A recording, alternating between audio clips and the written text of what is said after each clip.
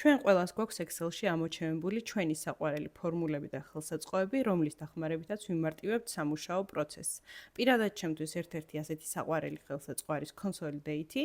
Consolidate-ის დახმარებით ჩვენ შეგვიძლია რომ სხვადასხვა ცხრილებში მოცემული ინფორმაცია გავაერთიანოთ ერთ ცხრილში, როდესაც ეს სხვადასხვა ცხრილები არის სხვადასხვა შიტებზე. ოღონდ აქ არის ერთი პირობა. ამ ცხრილებში სათაურების მინდორობა არ უნდა იყოს შეცვლილი და ასევე არც შიგთავსის, ასე ვთქვათ, ამ შემთხვევაში გადასახადების ტიპების მინდორობა არ უნდა იყოს შეცვლილი. ანუ აბსოლუტურად ერთგვაროვანი ცხრილები უნდა იყოს, რიცხვითი მონაცემები უნდა განსხვავდებოდეს ერთმანეთისგან. როგორც ხედავთ, აქ გვაქვს მოცემული თვეების მიხედვით იანვარი, თებერვალი, მარტი, აპრილი, მაისი და მხოლოდ რიცხვები იცვლება. მოდი ახლა Consolidate-ის გამოყენებით ეს მონაცემები ერთიან ცხრილში მოვაქციოთ. ამისათვის უნდა გადავიდეთ Data-ში.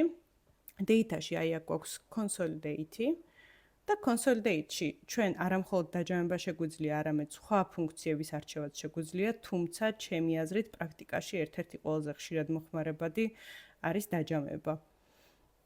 და Consolidate-ის დახმარებით ჩვენ შეგვიძლია რომ ნახეთ, მოვნიშნოთ ის ცხრილები ის არეალები, რაც გვინდა რომ გაერთიანდეს ჩვენ ცხრილებში, ედის დახმარებით დავამატოთ.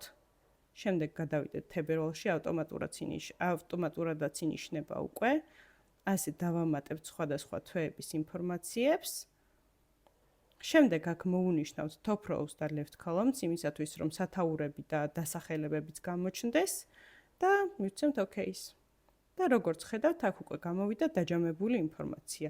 თუ გინდათ სატესტოთ ერთი ცალი გადავამოწმოთ, აი მაგალითად იანვრის DGG-ს დავუმატოთ თებერვლის DGG, დავუმატოთ მარტის DGG, დავუმატოთ აპრილის და მაისის. და მივიღეთ იგივე რიცხვი.